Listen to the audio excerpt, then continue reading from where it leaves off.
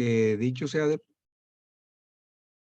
de paso, es un momento propicio y un buen escenario para contextualizar para el caso de Córdoba y para el caso de Sucre y del mismo Bolívar Grande, qué ha pasado en 70 o 65 años después de haber sido eh, o haber parido el Gran Bolívar a un departamento tan próspero y hermoso como Córdoba y otro próspero y hermoso como Sucre.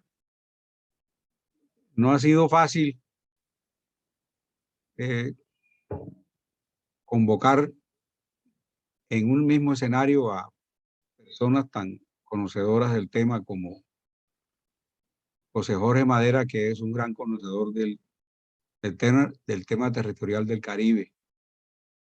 Contamos acá con la presencia del doctor William Quintero Caraballo, abogado que acompaña a Córdoba en este justo reclamo de nuestros territorios como miembro del equipo jurídico de la gobernación, y que yo creo que es el punto álgido, digamos, de este pequeño conversatorio, porque esto no lo registra la historia todavía. Esto es lo último que ha pasado en ese empeño que tiene el gobernador de Córdoba de no permitir que se nos cercene un centímetro de territorio, pero tampoco permitir que los cordobeses hagamos lo mismo con un territorio hermano.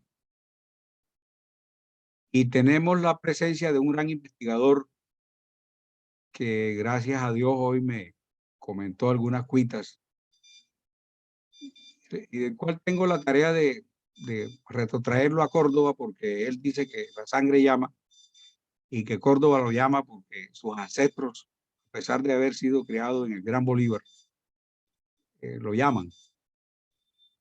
Y mi persona, que no siendo historiador, sí soy un gran amante del departamento de Córdoba, porque por mi experticia profesional me ha tocado conocerlo palmo a palmo, y en 45 años de vida profesional me he codiado, digamos, con todos los gobernantes, concejales, alcaldes, diputados, gobernadores.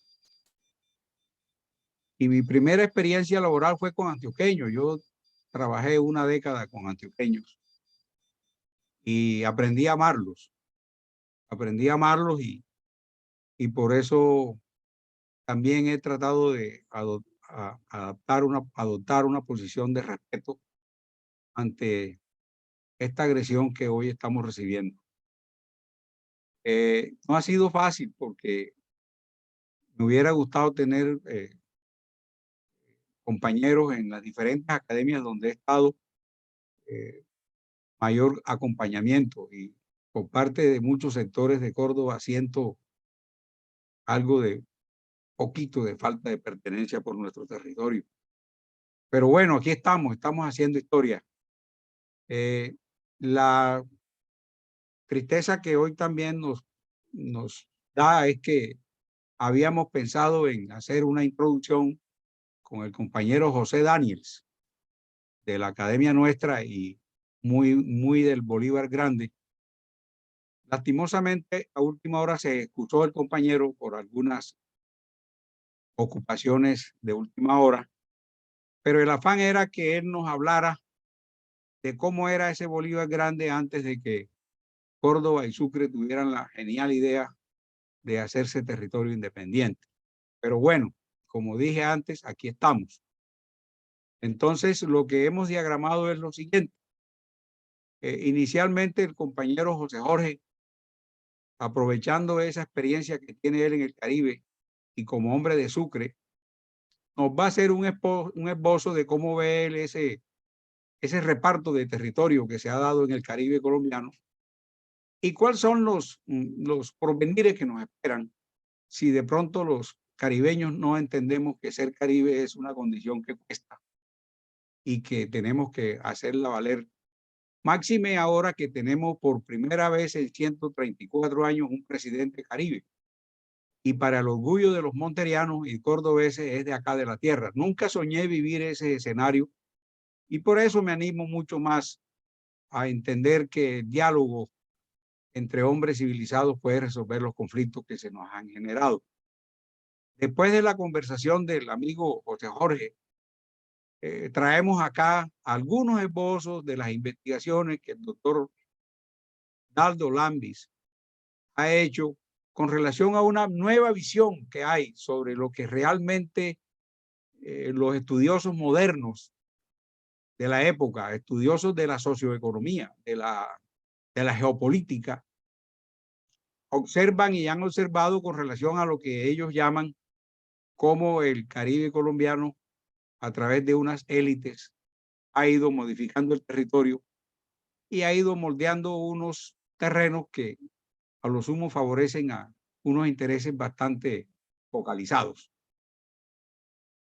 Luego de la intervención del doctor Daldo, al cual lo he querido vincular a esta academia nuestra, y yo creo que hoy va a ser su debut acá, estaré yo conversando un poco sobre el tema de cómo he enfocado yo el tema de Córdoba en cuanto a ese proceso de creación y organización del departamento.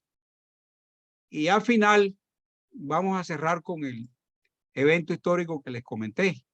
El doctor William Quintero, en esa sapiencia jurídica que maneja y con la prudencia del caso, porque ahí hay unos temas que se tienen que manejar con ese tipo de rigor, nos va a explicar qué va a pasar, qué pasó antes con el fallo que el Tribunal Administrativo de Córdoba acaba de emanar en el diferendo limítrofe que manejamos con el hermano departamento de Antioquia. Sin más preámbulos, pues los dejo a ustedes con la conversación de el compañero José Jorge. Buenas tardes, académicos y académicas. Un saludo especial a Alberto Anaya, a Daldo Lambis y a William por compartir, digamos, este espacio. Hoy creo que estamos innovando, Carlos, estamos innovando y Mari, Rafa, Roberto, Johnny, John, estamos innovando, pues estamos haciendo un panel. Realmente no habíamos introducido un panel en este conversatorio desde el principio y eso es una muy buena cosa porque estamos inaugurando una nueva forma de hacer el conversatorio. Procedo entonces a comentar lo siguiente, ¿no? Creo que esta oportunidad que tenemos hoy a propósito de la mirada al territorio tiene que ver con el sentido de esta academia, porque esta academia está dirigida fundamentalmente sus esfuerzos a descubrir la región, lo que los expertos han llamado una nueva historia a partir de lo regional y de lo local. Nos acostumbramos a la gran historia, ¿no? A la historia de los grandes eventos y circunstancias, pero hoy realmente el tema que pues no lo pusimos nosotros el nombre digamos, de este conversatorio con límites geográficos de Bolívar, porque esa no era como la idea, ese era un elemento pero bueno, así está titulado, pero realmente lo que queremos hoy es establecer una circunstancia bien importante que nos permita a nosotros indagar el papel de las élites territoriales en la configuración del territorio. Realmente es el propósito del conversatorio. Y entendemos élites las propias hispánicas y luego las criollas, ¿verdad? Y hoy digamos, las de la actualidad. Entonces, el gran reto es responder una pregunta en la perspectiva territorial.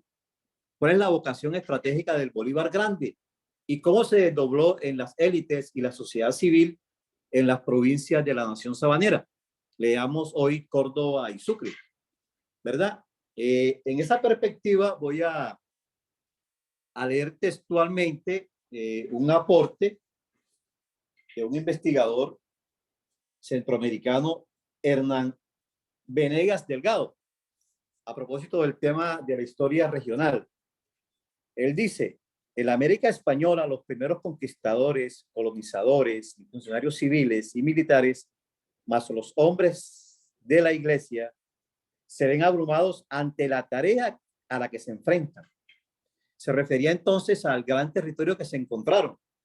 Esto superaba la experiencia hispánica que estaba referida solamente a lo que conocemos hoy como España y Portugal. Es decir, esto los desbordó, digamos, en la situación, y eso, por supuesto, se refleja en la configuración y la designación de nombres al territorio, lo que conocemos nosotros como el Caribe, y en particular a nosotros, el Caribe Sur. En la presentación, digamos en la invitación que mandó Carlos en su momento, a quien le agradecemos especialmente por estar acá, sé que hizo un esfuerzo para acompañarnos. Vemos aquí cómo era el Bolívar grande en algún momento de la historia, ¿verdad? ¿Cómo era? Es decir, cómo estaba en medio de la provincia de Santa Marta y el Chocó, o el Darién, para no herir susceptibilidades todavía. El Darién, Panamá, ¿verdad? Es decir, nuestro Caribe sabanero tiene una relación, por supuesto, con Cartagena, pero también una relación con el Istmo de Panamá, que en la configuración del territorio era tan importante o más importante que lo que conocemos hoy como Colombia o la Nueva Granada en su momento. Nos trae aquí los conflictos territoriales. Siempre han existido conflictos territoriales, ¿verdad? ¿Cómo analizarlos entonces? Hay un caos geopolítico realmente heredado. Dice Miguel Borja, el discípulo directo de Fals Borda, que recordemos que los españoles son quienes introducen por primera vez en nuestro suelo nociones como soberanía, límites y fronteras. Los españoles son quienes levantan las primeras cartografías políticas sin un sentido geográfico, cultural y social, dándole así al traste con la ordenación del territorio de las sociedades indígenas e instaurando el desorden territorial y, por consiguiente, el caos posterior de la geografía política administrativa. Contundente Borja en este breve comentario que describe un poco la visión extranjera, por supuesto, del recién llegado a una inconmensurable zona, por hablar solamente del Caribe sabanero, que los desborda realmente. Pero bueno, el antecedente es que denominan indistintamente las regiones, ¿verdad? Los territorios encontrados. Entonces, aquí cabe la pregunta, ¿qué es el territorio? Dice Porto Goncalves que es una categoría espesa que presupone un espacio geográfico que es apropiado y en ese proceso de apropiación, territorialización, proporciona que están inscritas en procesos que son dinámicos y mutables, materializando en cada momento un determinado orden, una determinada configuración territorial, una topología social. ¿Qué es lo que tendríamos hoy?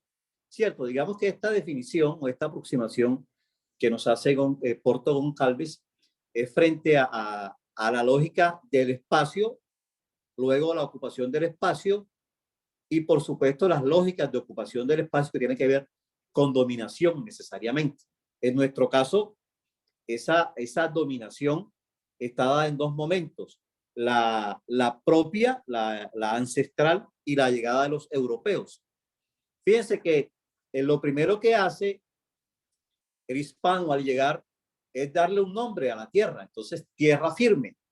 Por supuesto, porque lo que primero encontraron los hispanos, españoles, fue lo insular, lo que define nuestro Mediterráneo, el mar Caribe. Y voy a resaltar el tema. Nosotros estamos asociados al mar Caribe, hacemos parte de la gran cuenca del Caribe. Tenemos que entendernos así, ¿de acuerdo? Entonces, los europeos sencillamente hacen una configuración, fíjense un poco las tres gráficas que están ahí presentadas, como una es muy caótica, pero luego si nos aproximamos a esa que define ya Castilla del Oro, Nueva Andalucía, etcétera, ya aparecen como aproximaciones, digamos, a lo que tendríamos más tarde. Voy a detenerme en la siguiente diapositiva porque es la que nos da, la que nos define a nosotros en relación con la cuenca del Gran Caribe. La denominación es provincia de Nueva Andalucía y Urabá. Miren ustedes qué cosa maravillosa. El Urabá no es antioqueño, el Urabá es Caribe. El Caribe que va desde el Cabo de la Vela hasta la frontera con el Darién. Y digamos frontera arbitraria todavía, porque hasta ese momento pudiéramos decir que el Istmo de Panamá hacía parte, digamos, de esta lógica del Caribe nuestro, del Caribe más próximo. Y para más seña pudiéramos decir, lo más cerca a Panamá es el Golfo de Morrosquillo. ¿Cierto? Entonces, es un poco en el llamado que hace Alberto de ir recuperando esas identidades territoriales a partir de nuestros antecedentes, ¿verdad? Nuestros antecedentes, ¿cuáles han sido? Bueno, una configuración territorial a partir de algunos intereses y tal. Fíjense que en este momento aquí, en este gráfico que estoy presentando, no aparecía el conflicto con Antioquia. Por ningún lado. Estaban claras las definiciones de que el Caribe, digamos el Caribe estaba dividido en dos partes, ¿verdad? El Caribe Norte, a propósito del Magdalena, el Magdalena era el que dividía el territorio. Entonces, una parte hacia el norte, el Magdalena Grande, hasta la Guajira, y del Atlántico hasta el Urabá, para ponerle un nombre más. En la siguiente diapositiva aparece la evolución de la división político-administrativa. En esta no aparece la caprichosa organización territorial que hizo Reyes en los 1905, creo. Fíjense ustedes cómo está digamos, el Estado de Bolívar, el Estado soberano de Bolívar, así estaba configurado, y después cómo fue evolucionando en diferentes momentos, ¿verdad? En el 17, en el 43, en el 64, en el 85, y aquí aparecerá entonces lo que yo identificaba, y aquí cada vez se va perdiendo los cachitos esos que él identifica, que es una muy buena cosa que se diga, pero fíjense cómo hay una evolución de la organización territorial que termina siendo caprichosa, es decir, eso mata territorialidades. Por ejemplo, el caso de Córdoba y Sucre, las sabanas los acerca, el Golfo de Morrosquillo los acerca, ¿verdad? Lo mismo con Bolívar, ¿cierto? Nos acerca la Mojana, las propias sabanas, los Montes de María y el Golfo de Morrosquillo. Y voy a introducir aquí dos cosas bien problemáticas, y es que hay dos eventos de conflictos territoriales con otros territorios, con otras naciones. Es el caso de Panamá, es decir, previo a la segregación de Panamá, hay un proceso que todos conocemos, y estos datos que estoy aquí compartiendo fueron datos que envió en estos días uno de los académicos al chat de la academia, de cómo fue la evolución, digamos, la madurez para la separación de Panamá, es decir, era un tema de intereses económicos fundamentalmente, ¿verdad? La otra, Carlos, por favor. Aquí aparece que la separación de Panamá es un golpe al Caribe sabanero. Es decir, lo más próximo a nuestra territorialidad, y entendido hoy como Sucre y Córdoba, era Panamá. Entonces, digamos, ahí aparece un primer golpe, ¿verdad? Un primer golpe desde el punto de vista de la segregación. Pero digo este evento porque esto también ayuda a configurar el territorio por el tema de los tratados y las cosas posteriores. Y la guerra colombo-peruana, que también nos da a nosotros una circunstancia, que es la de que se define hacia allá lo que se llama el trapecio amazónico. Hay un acuerdo entre Colombia y Perú para ir reconfigurando los territorios. Esto es importante entenderlo porque, digamos, este recorrido rápido que hago, y realmente ahí Alberto me puso una tarea tremenda porque con la excusa de José Daniels me tocó aquí correr un poco para hacer un poco el contexto, digamos, de cómo ha evolucionado la configuración territorial colombiana. Entonces, luego tenemos que aproximarnos a lo que yo llamo la territorialidad sabanera, es decir, lo que es Córdoba y Sucre. Y lo de sabanero no es caprichoso porque es que desde Cartagena, digamos, las élites cartageneras se referían a las provincias de las sabanas como las provincias de las sabanas, las provincias sabaneras, así estaban configuradas: Lorica, Chinú, Corozal, Monpós. Digamos que en esta aproximación a esta territorialidad hay unas grandes tensiones, ¿verdad? A la tensión aquella primigenia entre Cartagena y Monpós se suma una tensión Cartagena élites monterianas.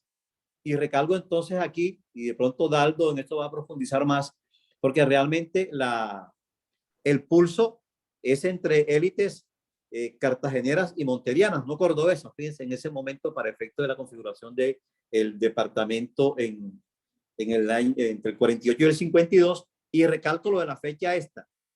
Acordémonos que en el 48-52 es el primer momento del Frente Nacional, es decir, que para la creación de ese departamento había un acuerdo de élites, claro acuerdo de élites, que estaban representadas en el Congreso de la República, porque ustedes saben que quien define la segregación territorial para departamentos es el Congreso de la República, distinto para los municipios que le corresponderá entonces a los departamentos. Entonces, me refiero a esta aproximación porque es importante para entender también los dos procesos de Córdoba primero, Sucre después, con unas diferencias entre uno y otro.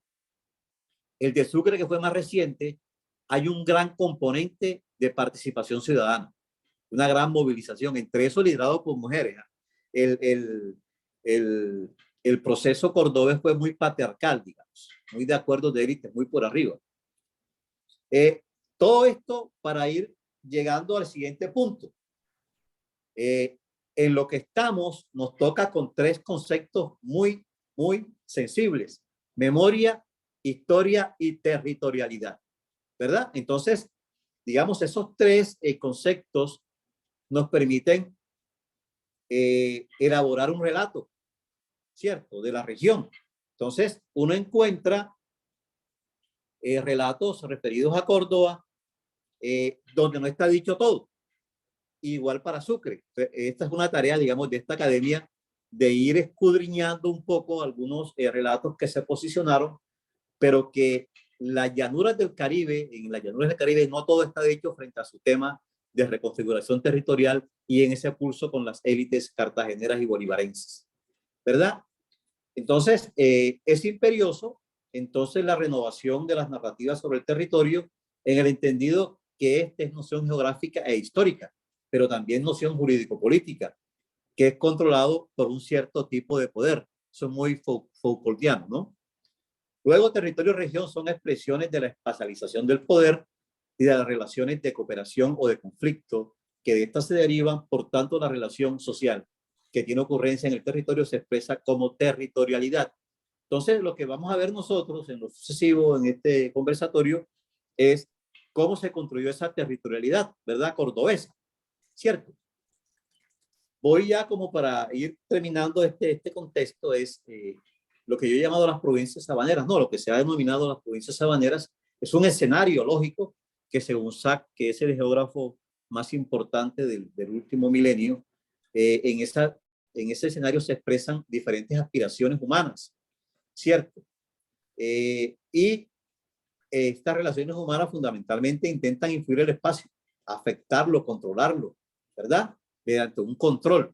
De hecho, eso es lo que sucede en Córdoba. Por supuesto, hay una decisión política para controlar parte del territorio que era del Gran Bolívar.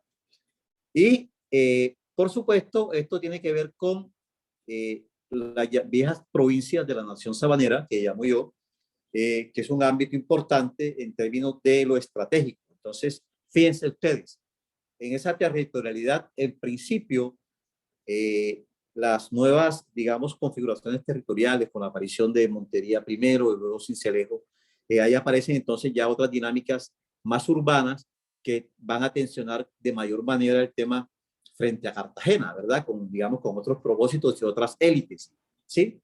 Entonces, estos elementos simplemente era para introducir lo que Daldo va a detallar, y regreso entonces a la pregunta inicial. ¿Cuál es nuestra vocación? Es decir, tú te planteas como territorio a partir de una vocación. Entonces tenemos que indagar cuál es la vocación para diferenciarnos de quien nos segregamos. Y por supuesto, Córdoba hoy lo está demostrando. De hecho, el tener, digamos, una voz una voz frente al tema de decirle al vecino, poderoso, por cierto, vecino territorio, epa, que hay unas circunstancias que hay que modificarlas, pero obviamente en los cauces de la institucionalidad, a tal punto de que el tema territorial está arreglado en el famoso decreto 1222 del 86, que simplemente trae normas anteriores en el sentido de definir unas reglas para la segregación, etcétera, y donde el IGAC juega un papel importante, ¿verdad? Como parte de esa institucionalidad. Entonces, Dalgo, te entrego aquí el testigo para que sigas tú en tu carrera. Entre otras cosas, tu conferencia, me anticipo, la leí, es genial y sé que nos va a dar muchas luces. Muchas gracias. Con la venia de Daldo, un momentico, Jorge, yo quiero hacerle un introito al amigo Daldo sin antes reconocer el gran apoyo que hemos recibido de José Jorge. Como quiera que la no participación del amigo José Daniels al final nos dibujó un poquito lo que habíamos pensado hacer. Como quiera que la disertación de José Jorge iba más enfocada hacia cómo se creó el departamento de Sucre, viendo que él es un hombre de esa tierra y bastante conocedor del tema. Pero bueno, Jorge, te felicito. Creo que lo hiciste de la mejor manera y por eso es bueno contar con académicos en nuestra academia como usted. Daldo, como dije hace un ratito, es un gran elemento que suda cordobesía, suda sinuanidad, a pesar de que sus tiempos mayúsculos han pasado en Cartagena por su formación. Me comentaba en alguna de nuestras charlas que la sangre lo llama para Córdoba. Me conocí con Daldo justamente en la academia, no lo conocía personalmente e indagando todo lo que tiene que ver con mi departamento, con Córdoba, cualquier día me encuentro con una tesis laureada en la Universidad de Cartagena, del cual se desprendió un artículo científico que dieron por llamar La lucha por la autonomía en el siglo XX en Bolívar, la creación del departamento de Córdoba 1948-1952. En las últimas conversaciones con él, y aprovecho que el doctor William Quintero, abogado nuestro en el tema del diferendo limítrofe con Antioquia, se encuentra con nosotros, nos hemos puesto a la tarea de conformar un libro porque coincidimos con Daldo en el sentido de que lo que se ha escrito sobre la creación del departamento de Córdoba parece que lo escribieron los que ganaron, como siempre ocurre. Y parece ser que hay muchos puntos grises que no están escritos y que justamente a eso Daldo y yo y los que nos quieran acompañar en esta academia, con mucho gusto vamos a seguir esos trazos. Sin más preámbulos, de verdad los dejo con el trabajo de Daldo para que nos ilustre sobre la forma de pensar él, cómo fue que se creó el departamento de Córdoba. Adelante, Daldo. Buenas tardes para todos y para todas. Disculpen que no le coloque pantalla, estoy algo enfermo. Acá en la ciudad de Cartagena está lloviendo hace días y me resfrió un poco y ando, entonces me dan esa excusa. Y sí, la temática de la creación del departamento Córdoba hace parte de una gran investigación que hice siendo estudiante, como dice el profe Alberto. Mi mamá es de allá de Córdoba y siempre me ha llamado la atención que siendo de ella, teniendo tiempo ya estando acá en la ciudad de Cartagena, una ciudad muy afrocaribe, y ella todavía tiene se le brota todavía su sinuanidad, la forma como cocina, la forma como habla, y eso me interesó mucho yo por mi mamá tanto tiempo y comenzó a inquietarme. Y mirando un libro, cuando me leí la historia de Doble la Costa, me llamó la atención el famoso departamento de Río que decía el doctor y el profe. Y miré y comencé a indagar eso y fui yendo a periódicos porque no encontraba un libro como tal. El único era del doctor Remberto Bunco Puche, pero él da simplemente unos matices, pero como dice el profe, de los ganadores. Entonces dediqué a investigar poco a poco en prensa, artículos, de fuente primaria en Montería y otras partes donde llegué. Y también adelanto, también tengo en esa gran investigación que hice, porque fue para el Bolívar Grande, tengo la formación del Departamento del Atlántico, cómo se formó después el Departamento de Córdoba y cómo se formó el Departamento de Sucre, que es el otro artículo que nunca he publicado, lo tengo allí inédito y como tal. Entonces, iniciando, ¿qué es lo que sucede en el departamento de ese Bolívar Grande? El Bolívar Grande, tomando la tesis de que Cartagena creció encerrada en la muralla y despidió todo ese IRTEL, esa zona agropecuaria que tenía, no la abandonó. La abandonó, entonces comenzó unas especies de alegatos de los pobladores de aquellas regiones de aquel entonces, de la otrora departamento de Bolívar, a que se le invirtiera, se le mirara más. Y eso creó un descontento de las élites que se fueron formando. ¿Cómo se fueron formando esas élites a nivel? Yo le llamé en la investigación la lucha informal al inicio de los negros cimarrones, de los afrodescendientes cimarrones, los indígenas, y más adelante la lucha formal es lo que comenzó, unas élites comenzaron a formarse en esas zonas por la forma como fueron distribuyendo la misma organización geoespacial de la República en aquel entonces, cómo fue distribuyendo, cómo Montería, a partir de ciertas ordenanzas y de ciertos requerimientos de división territorial, la fue haciendo protagonista. La forma como ese ordenamiento cuando la corona española quiso reorganizar el espacio, y fue lo que hizo crear un comercio comarcano que permitió el nacimiento de nuevas distritos, municipios, como se fue tomando con el tiempo. El caso de Montería fue paulatinamente, y no simplemente Montería, también Sincelejo, Barranquilla. Por el caso de Montería, tomó el nombre de capital provincial después de distrito con la ordenanza número 42, y fue un poco eso, cómo fue teniendo esos orígenes hasta llegar a ser capital departamental. Yo le llamo un centro político. ¿Cómo se fue tejiendo eso? Por ejemplo, a principios del siglo XX, se tiene una organización de la famosa ley la número 1 de 1908, que dividió el departamento de Cartagena, el departamento de Sincelejo y el departamento de Mompox. Es una investigación más amplia que el profe está hablando con él, hablamos siempre de divisiones territoriales y le mostraba eso, cómo se fue construyendo eso. Y el que sobrevivió, porque tenía un acuerdo a nivel nacional, porque esas élites, el caso de Barranquilla se tuvo un acuerdo a nivel nacional y se les restableció el departamento en 1910. Los demás no siguieron. Por lo menos hasta 1930, sí, cuando comienzan, o sí, 1920, comienza a nacer ese deseo de dividir ese gran departamento, el departamento de Bolívar. Y también me di cuenta que también era una especie también de estrategia del gobierno central Bogotá de debilitar esos grandes centros regionales que rivalizaban con él. Cartagena rivalizaba mucho con Bogotá, y lo mismo era el gran departamento del Cauca, que también fue otro de los afanes que miré de esa política de división territorial, el caso de la época de Reyes.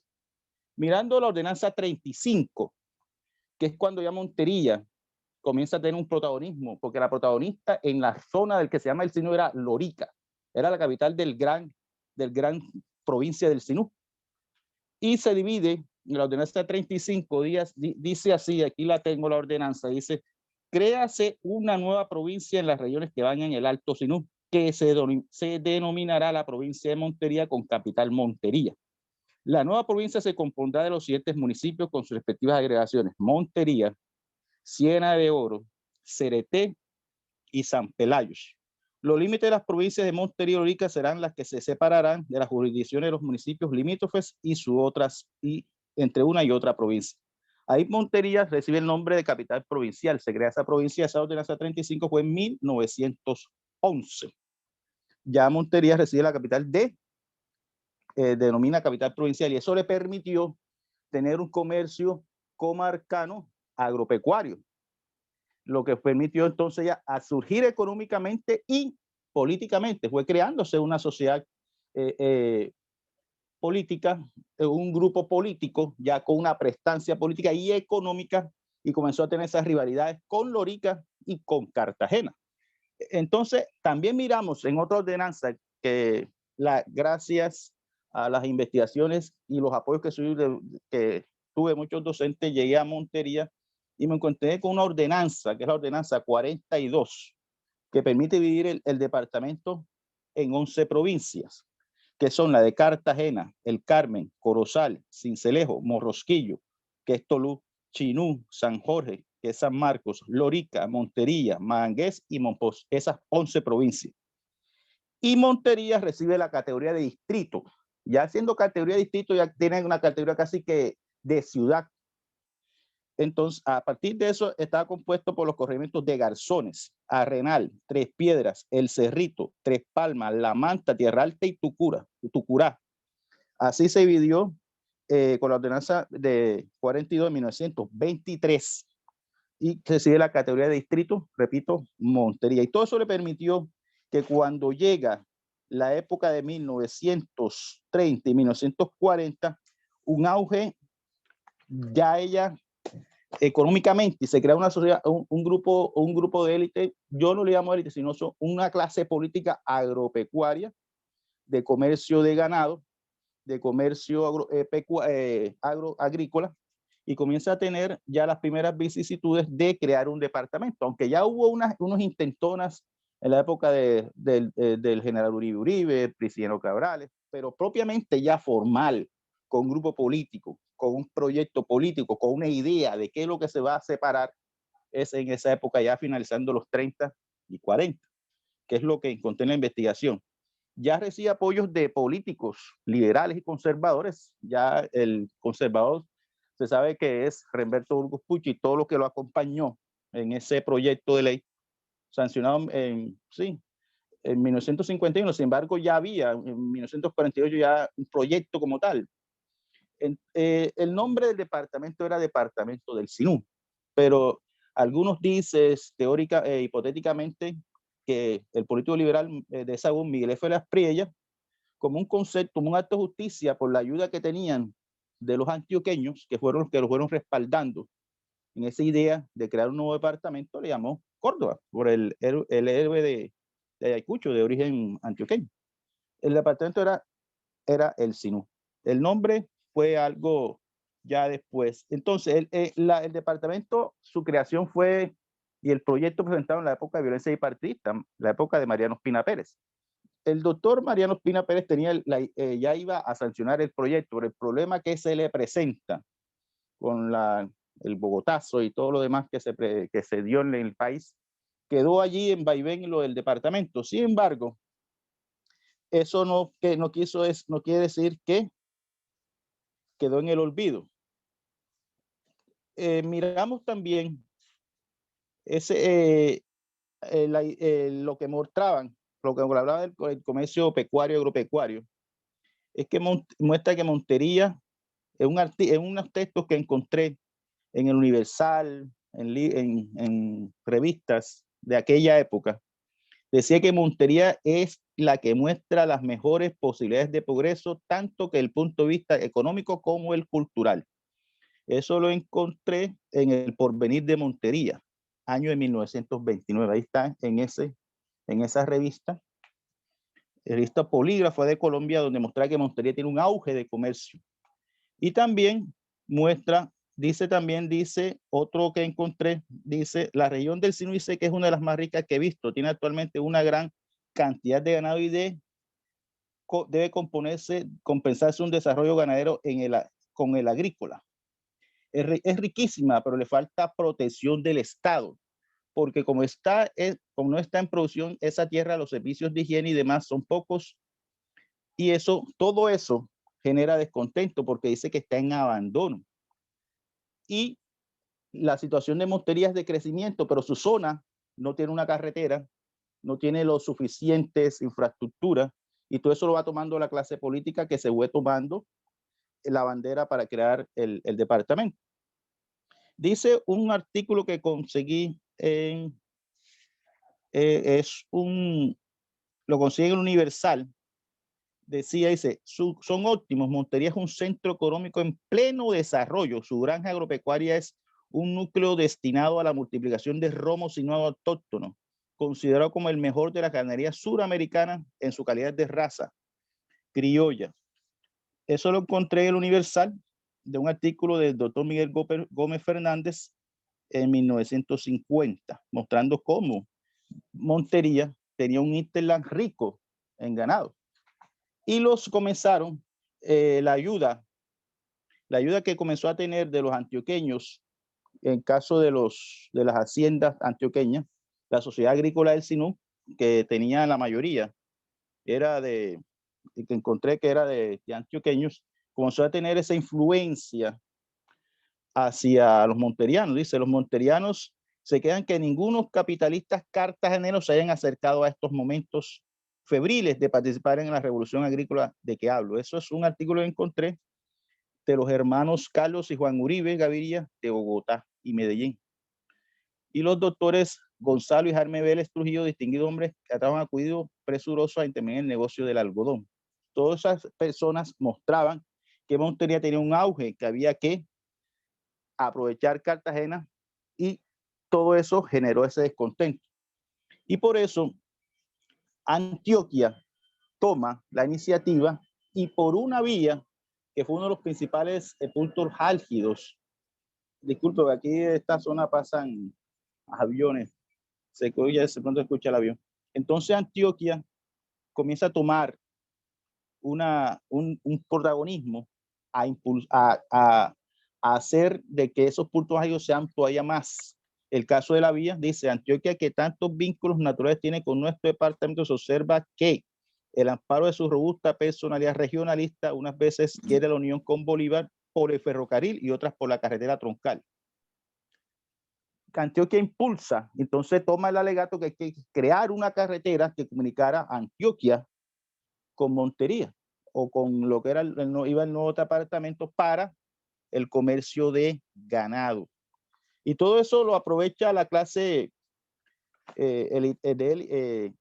política de Antioquia, principalmente conservadora, y es donde entonces se dice que la influencia del capital antioqueño en Montería es de hombres de trabajo y hasta personal docente y técnico de todas las órdenes de la vida monteriana. Se está robando la admiración y el aprecio de los monterianos. Entonces, se dice que Montería tenía un descontento del gobierno departamental porque la tenía abandonada. Es una ciudad o un distrito que ya se había dicho que en 1924 le dan nombre de distrito. Era un distrito que es un municipio, tenía la necesidad de que le invirtieran, mejoraran su infraestructura, tanto de alcantarillado, de acueducto, planta eléctrica, unas vías para poder comercializar, y Cartagena no tenía, ellos siempre decían que no tenía la suficiente forma de invertir allá. Entonces todo eso lo fue aprovechando la influencia del capital antioqueño, como ya dije, la Sociedad Agrícola del Sinú, que estaba, principales accionistas eran los Ospina Vázquez, que los Ospina Vázquez eran familiares de los presidentes de la República, pero Nel Ospina, y los demás, Mariano Ospina Pérez, esas eran familias. Entonces todas esas estrategias que comenzaron a hacer, y también dice que la crisis fiscal que sufría el departamento le era imposible invertir allá, y un punto de quiebre es cuando la clase política de Montería le dice que necesita que le inviertan 400,000 pesos que se la donan por auxilios y participaciones. Y el departamento, la administración departamental dice, no tenemos la forma, por la crisis fiscal que tenemos, para invertir lo que están pidiendo, que era arreglar los caminos, el problema del acueducto, la planta eléctrica, y todo eso generó descontento para Montería.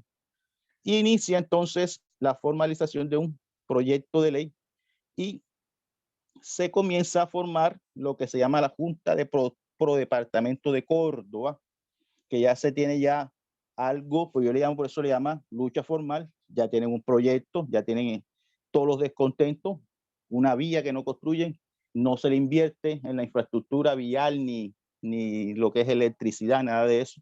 Entonces se reúne una junta que está liderada, encontré los nombres de esa junta prontamental, que era Abel Gómez Guzmán Botero, Eugenio Giraldo, Miguel Escobar Méndez, Abraham Pupo Villa, Severo Justo García, Jacinto Fernández, Efraín Padrón, Manuel Antonio Huelva, Jesús Rodríguez Corrales, Francisco Jatín, Rafael Checne, Luis Alfonso Lyons, Alfonso Cabrales Pineda, Libardo López Gómez y Horacio Guzmán. Eran los que lideraban esa junta de pro departamento de Córdoba. Y ellos se presentan el proyecto, comienzan a dar el proyecto. El cabeza, como siempre, se muestra a la familia Burgos, pero miramos que hay detrás otras familias o otros grupos políticos que están, el caso de Miguel de las Priella, liberal de Sahagún, y miramos todo eso. Y la norma a seguir era que había que dividir el departamento, porque el Bolívar, la clase política de Bolívar decía que no había la forma de llegar a una inversión. Ellos dijeron, mejor separémonos para que ambas partes prosperen, porque no hay manera de que sigamos así, porque se le pedía a la clase política de Montería que le hicieran una inversión justa y ellos decían que no podían porque estaban en crisis económica por el problema de la situación económica del país. La clase política tenía divisiones. Sin embargo, se hace esa alianza entre liberales de Sahagún, en cabeza de Miguel F. Las Priella, y los conservadores, que es lo que se muestra siempre, pero ahí ya miramos esa lista de otros políticos que estaban liderando el famoso proyecto de ley. Y lo presentan en 1948, en septiembre del 48, lo presentan los políticos de la subregión, que son Miguel F. Las Priella de Sahagún, Enrique Flores de San Benito Abad y Antonio Navarro Flores de Montería. Ya miramos que no simplemente fue Remberto Burgos, que es el que escribe el libro, como decía el profe, que mostraban, pero miramos, repito los nombres: Miguel F. Las Priella, Enrique Flores de San Benito Abad y Antonio Navarro Flores de Montería. Presentan el proyecto de ley en septiembre de 1948 y comienza a haber unas rivalidades con la clase política de Cartagena, que es el otro centro político. Y la creación del departamento fue algo largo, entonces 3 años por el periodo en que estaba. En 1948 se sanciona en 1951. El por qué, la inestabilidad política que había en aquel entonces, el problema de violencia, no llevó a que se sancionara el proyecto de ley. Como sucedió en Sincelejo, que se tomó corto tiempo en cuanto se presentó el proyecto y la sanción. Acá no, se demoró por esos 3 años por el problema que estaba sumergido el país. Y entonces inicia esa confrontación con Cartagena, que hablan, dicen, en la clase política cartagenera, él era liderada era el dueño del periódico del Universal, Domingo López Escauriaza. Él dice que había en el periódico Universal, decía que había una conservatización del SINU. ¿Por qué lo lideraban? El Partido Conservador, porque era el que mostraban que encabezado por el doctor Remberto. Y lo declaró así el doctor Víctor Flores Zamudio. Y por eso ellos comienzan a decir que esa conservatización es porque reciben apoyo de los conservadores y también de la élite de antioqueña, que era la conservadora, que era la que estaba a favor del proyecto. Y ellos dicen que eso era un proyecto inaceptable. Era la desintegración del histórico departamento de Bolívar. Y comienzan a hacer una serie de recursos, y comienzan a bloquearlo en el Congreso, que cuando se discutían en las asambleas, en las sesiones del Congreso, y ellos siempre buscaban la forma de obstaculizar. Y en el periódico Universal, entre época de 1948 y 1951, antes de la sanción, se encuentra una serie de artículos donde ellos comienzan a publicar de que eso era inaceptable, cómo esa región se va a separar, porque eso era una forma de estrategia política de los conservadores. Tanto así que Efraín S. del Valle, que era el presidente de la Comisión Tercera del Senado aquel entonces, él dice que esa era, el senador Burgos, era una estrategia de ellos, como decía, de conservatizar, y una cuestión meramente estrategia política. Y por eso él decía que había que defender esa política desmembradora. Y tomando, ellos llamaban el conato separatista. Y mirando eso, lo que dice, aquí encontré otro, dice: creo que mi deber es denunciarles que se agita en la Cámara de Representantes un conato de desmembración de nuestro departamento. Disque para fundar, es la forma despectiva que ellos decían, disque para fundar con la región sinuana y parte de un nuevo departamento llamado Córdoba. Y así decía el artículo.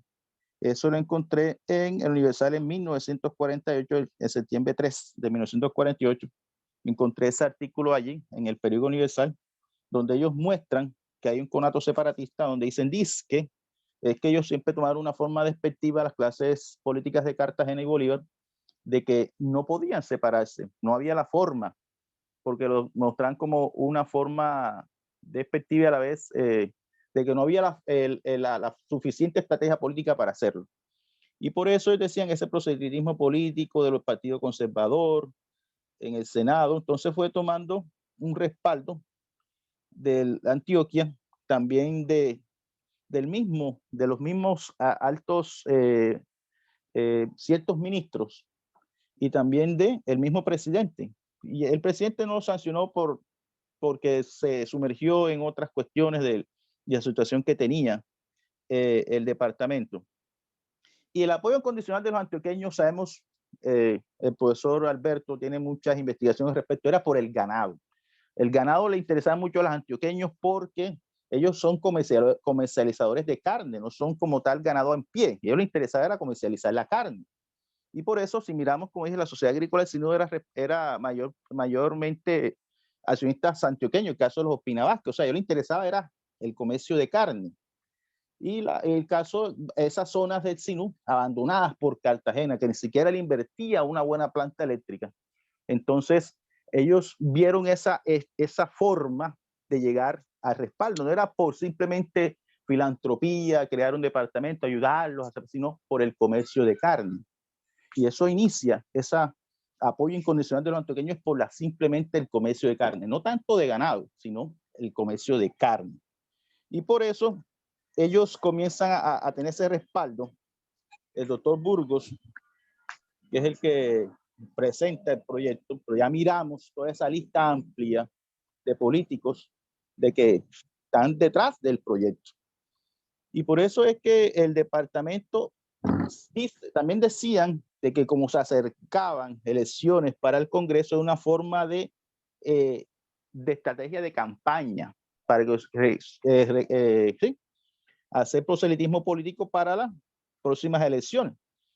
Y decían, no, eso es para derrotar al doctor Vega, o sea, el veguismo que había en Córdoba, pero era una forma también de mirar cómo ese descontento en las clases políticas y en el mismo pueblo, porque sí, no hay que mirar, porque el único que se le opuso después, vamos a mirar después, fue Lorica, pero Lorica era por la cuestión de esa rivalidad histórica que tenía porque era la capital provincial de la única que había, hasta que se dio la provincia. Y por eso, el proyecto de creación del departamento Sinú, o Córdoba, estuvo liderado la familia Burgos, pero eran como los cabezas, pero hay una cantidad de familias que no se han mencionado, que yo lo menciono, que no se mencionaban en la investigación que tengo ahí, los voy nombrando en sus papeles que fueron haciendo, y por eso el departamento hubo esas clases políticas, tuvieron un acuerdo con las clases políticas nacionales, porque fue la única forma, porque tenían un obstáculo grande que era la clase política cartagenera, que todavía para ese entonces tenía mucho poder en el Congreso. Por eso la estrategia era aliarse con los antioqueños, que también tenían bastante poder. Y los Ospina Vázquez, como dije al principio, eran familias de presidentes, de presidentes y expresidentes. Y por eso recibieron el apoyo de algunos jefes liberales, como dije, Miguel de la Espriella y otros más que mencioné, y altos jerarcas políticos de la nación, como el mismo presidente Mariano Ospina Pérez era simpatizante del proyecto. Él lo iba a sancionar, pero no pudo. Y también el miembro del Directorio Nacional Conservador, Luis Navarro Ospina, Hilberto Alzate Avendaño, Augusto Ramírez Moreno, José María Bernal, el ministro de Hacienda de Crédito y Público, el ministro de Trabajo de Evaristo Surdis, los liberales, el ministro de Economía Nacional, el caso de Pedro Castro Monsalvo, y el ministro de Gobierno Darío Chandía. Todos esos ministros simpatizaban con la creación del departamento de Córdoba. O sea, había una estrategia de la forma de crear las causas económicas y políticas para poder crear un departamento. No era algo que debía surgir así. Se presenta el proyecto tenía que haber unas razones jurídico-políticas y divisiones territoriales. ¿Qué se iba a crear? ¿Cómo se iba a crear? Tenían que tener un número de pobladores, una cuestión, lo que era la forma de la renta y los municipios a formar. Y miramos todo eso. Por eso es que la dirigencia de Cartagena siempre se obstaculizó en el Congreso. Decía que eso era una forma de que era inconstitucional. Ellos decían que era que dividir ese histórico departamento era una forma, ellos llamaban el conato de separatista, como decían ellos. El caso de Lorica toma una posición, se crea también una junta en Plororica, que es una forma de antidepartamentista. Toma ese sector, en caso de Lorica, toma la misma posición de Cartagena, de querer defender el histórico departamento, uno de los departamentos más históricos, insignes de la República, del cual no podían dividirlo de esa forma como querían hacerlo. Y por eso decían que había que defender la integralidad y la integridad del departamento. Encontré, decía en 1948, en Lorica, dice manifestación de protesta en Lorica ante los separatistas, gritos, viva Cartagena y viva Lorica, no queremos la separación del departamento.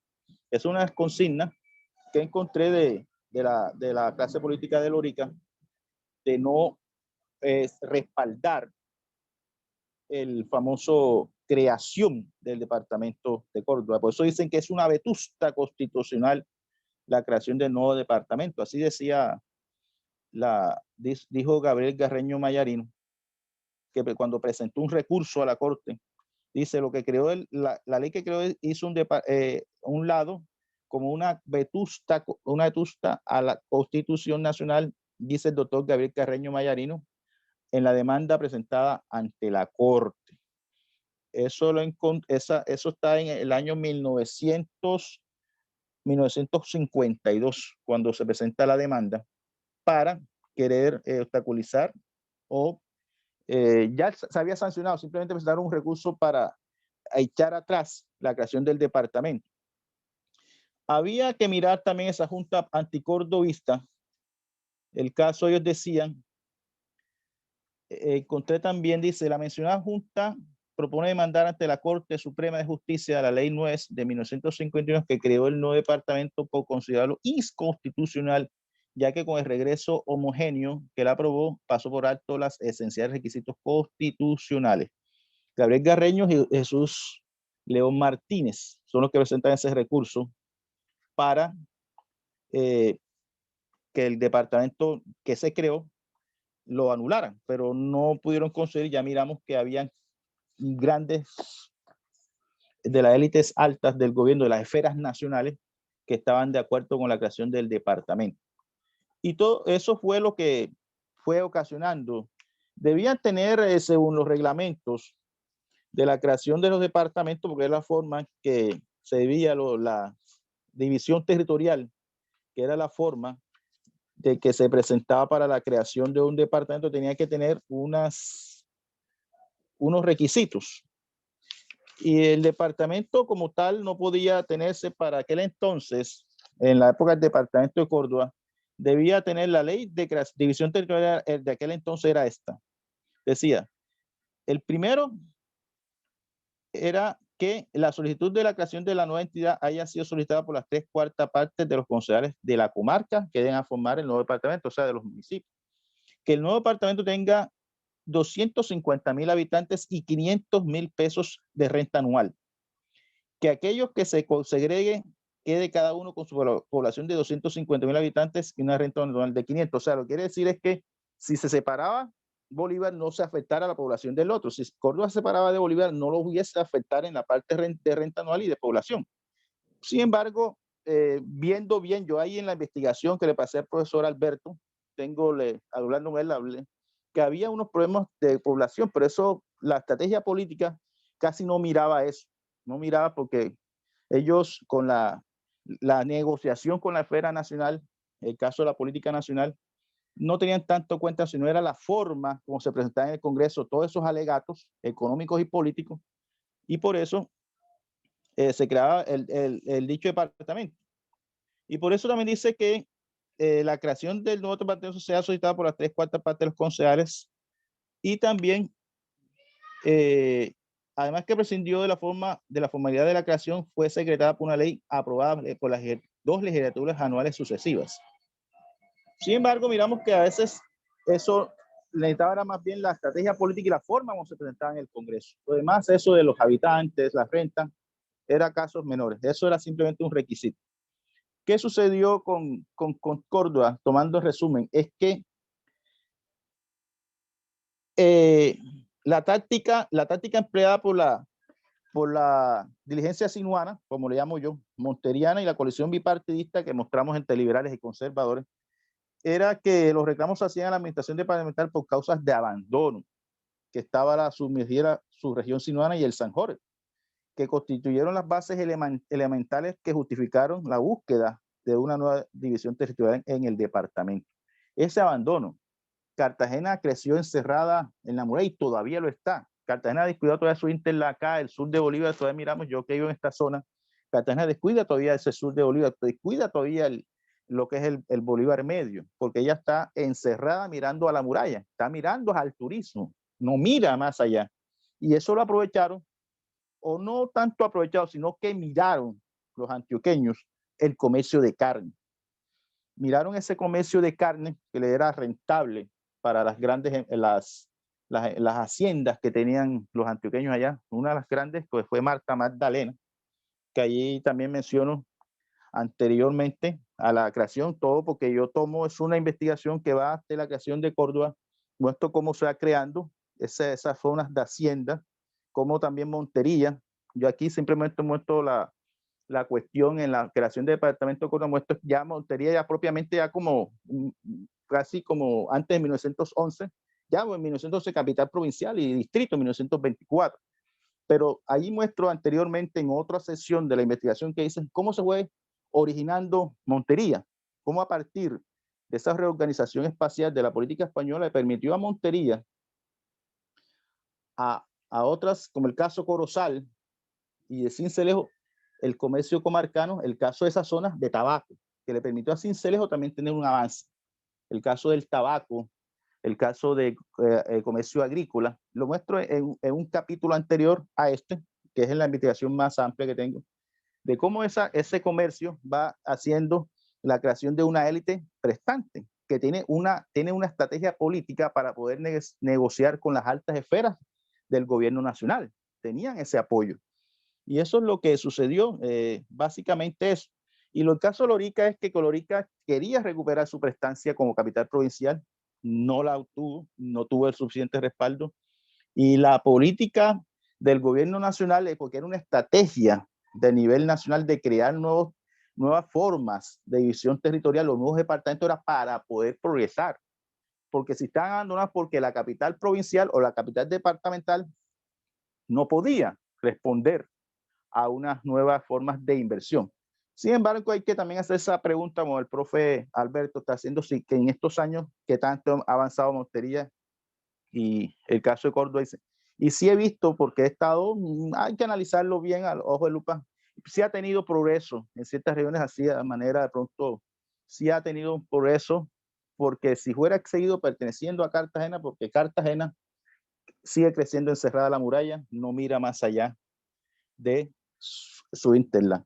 Y es eso, la subregión del Sino estaba abandonada políticamente, económicamente y de inversiones. No tenía un buen acueducto, no tenía unas buenas vías, y todo eso lo encontró con el apoyo de los antioqueños, pero ya sabemos por qué comenzaron a acercarse ellos a tener haciendas, negocios por el comercio de la carne.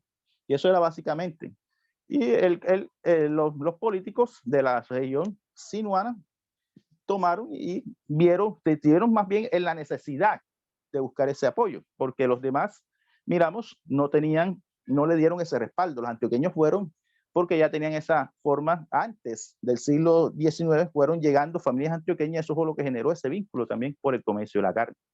El Cartagena no tuvo la forma de defender su departamento, como decía Efraín S. el Valle, el gran departamento histórico, lo van a cercenar Y Domingo López Careza, no, eso es un proyecto inaceptable, tenemos que bloquearlo, que él era senador de la República por el departamento Bolívar. Y no tuvieron porque no tuvieron la estrategia suficiente para poder bloquearlo, como sí lo tuvo la clase, esa alianza. Yo le llamé bipartidista, pero miramos que habían otros políticos. Bueno, en aquel entonces era liberal y conservador, pero miramos esa gama de políticos de San Benito Abad, de que mostré de Sagún, de Montería, y fue eso, cómo se creó. Eran cuestiones meramente económicas y de estrategia política. Y también, aunque no lo muestro en este artículo, sí había también una cuestión de identidad. Algo que miré es que para poder crear un departamento, algo que tiene que identificarlo. ¿Qué lo identificó? Esas actividades agropecuarias de ganado comenzaron a tener una forma de identificar al cordobés, al sinuano, porque era el nombre que se llama. Cuando yo voy al Córdoba siempre veo sinuano. Esa cuestión del sinuano es una cuestión que muestra una forma de comportamiento de actividades económicas y también musical. Miramos que el porro cordobés es un porro más, el porro pelayero, que es un poco más, es diferente al porro de las sabanas más acá, lo que es Sucre, que es un porro que le llaman el porro paliteado y el porro tapado. Y es una cuestión, yo lo muestro un poco en otro capítulo, lo que es las identidades territoriales, lo que es el ser sabanero, el ser sinuano y la cuestión del ser atlanticense, que también hay que mirar qué identificaba. En el caso de Córdoba, el porro. El caso de Sucre, un poco el porro más acá, el porro tapado. Y el caso de Barranquilla, lo que era el carnaval y la forma del ser atlanticense. Y es un poco eso, la estrategia que se idearon, la forma de identificarse y la forma como hoy Córdoba es un departamento con su identidad.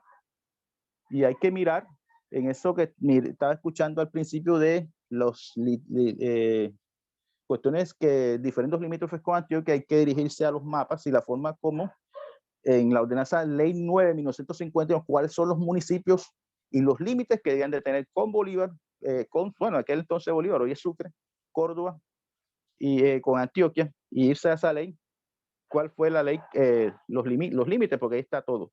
Y mirar todo eso para tener que se preserve la unidad del departamento, porque como dice el profe, me llama el departamento y la sangre porque mis ancestros son de allá, y entonces es un poco eso. Le agradezco al profesor Alberto y a los demás profe y doctores que me escucharon. Les agradezco, muchas gracias.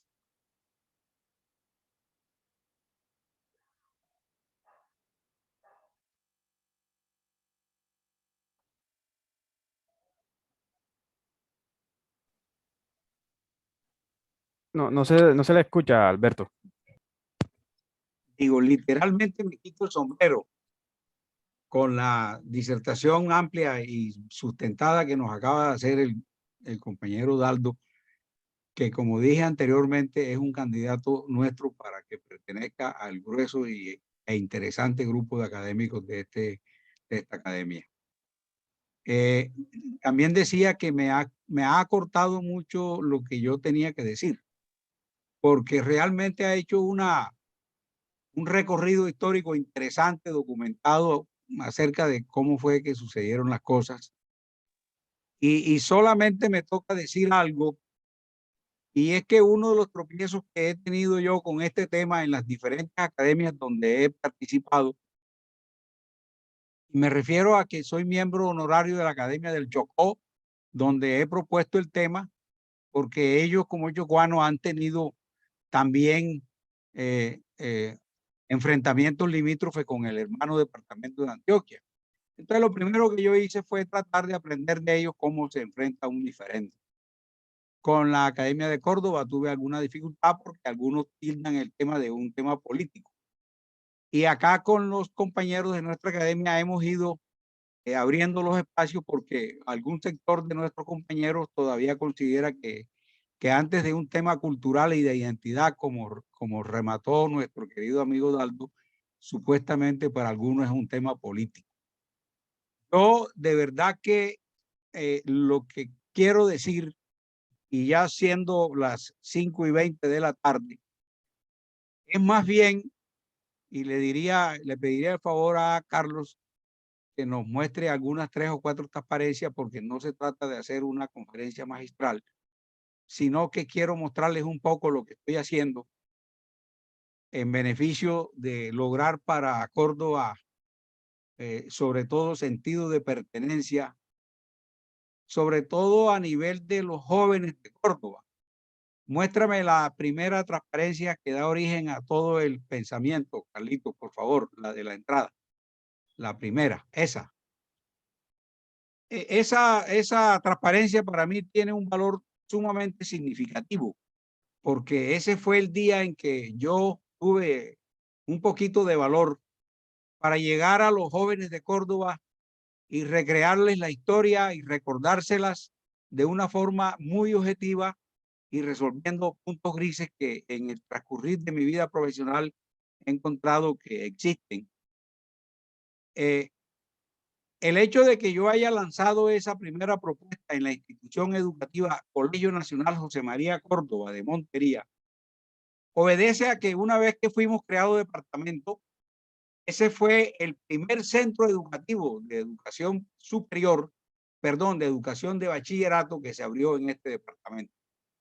Dicho de otra manera, ese fue el primer centro de pensamiento que se creó en el nuevo departamento creado, el Colegio Nacional José María Córdoba, donde luego fue a comenzar las primeras clases la Universidad de Córdoba.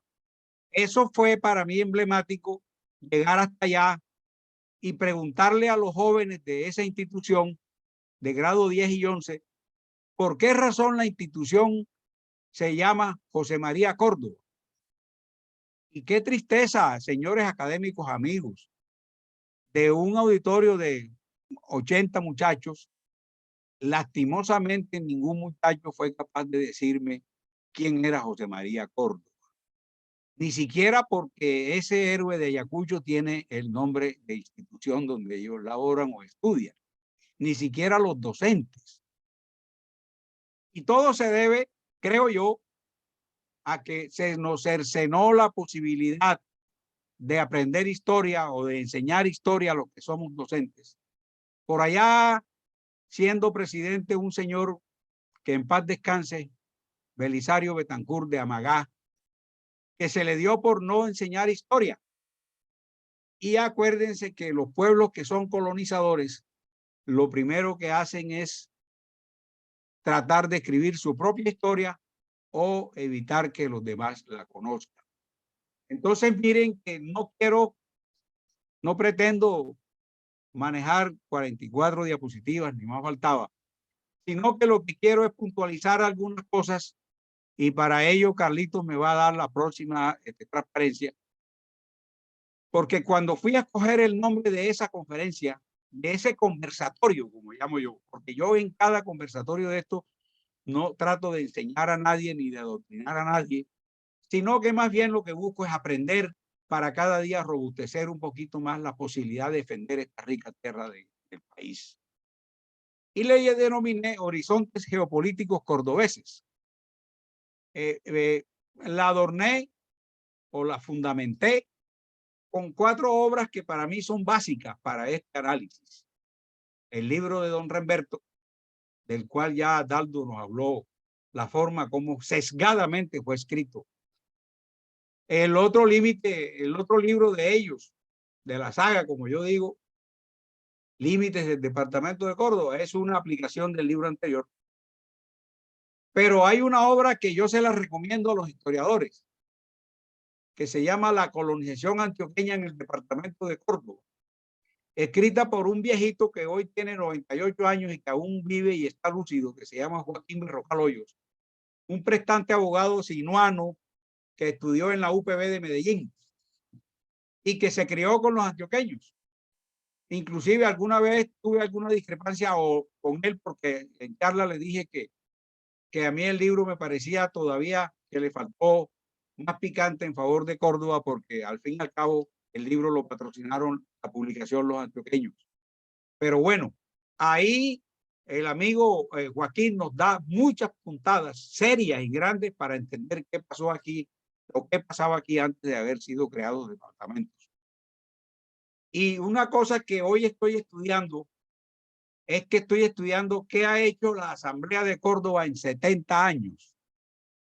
Acabo de ver un proyecto de ordenanza aprobado hace un par de meses, donde en vez de fortalecer el estudio territorial, lo que hace la honorable Asamblea de nuestro departamento, por el contrario, es anular la comisión correspondiente para asuntos territoriales. Digo yo, doctores, tiene la Santa Madre Iglesia y ellos sabrán la razón por qué actúan de esa forma. Cuando dije horizontes geopolíticos de Córdoba, me refiero al SOS donde Córdoba está circunscrito. Si vemos la parte norte, o sea, la parte del Mar Caribe, ahí nos amenaza el cambio climático. Ahí hemos perdido territorio con el mar. Si seguimos bajando, encontramos que hemos perdido territorio con Antioquia. En la parte sur-sur, el nudo de Paramillo no parece cordobés, parece antioqueño. Y resulta que el nudo de Paramillo tiene 460.000 kilómetros cuadrados y de Antioquia solamente son 30.000. Pero si ustedes ven, han inundado a esa tierra de una cantidad de dificultades, lo cual hace que cada día los cordobeses podamos utilizar de la mejor manera nuestros recursos naturales. ¿Y qué hablar de Ituango cuando hay una característica número uno? Y es que esas represas que se está evaluando justamente en este momento, y de acuerdo al último fallo que ahorita nos va a orientar el doctor William Quintero, todo indica que fue el hecho de habernos cercionado las dos protuberancias en la parte sur. Parece ser que fue un tema totalmente estratégico, manejado desde cuando ellos visionaron hacer esa magna obra. Vemos que por la parte de Ayapel tenemos problemas serios en la parte oriental. Por eso quise llamar la conferencia mía Horizontes Geopolíticos Cordobeses, no desligando lo geográfico de lo eminentemente político. Dame la próxima transparencia, Carlito. Aquí solamente quiero mostrarles 4 cositas. Primero, que a nosotros, y tenemos que decirlo con orgullo, nos han envidiado el territorio. Y nos han envidiado el territorio porque la creación nos dotó de una tierra demasiado rica. Tanto es que yo la he llamado la Mesopotamia de Sudamérica.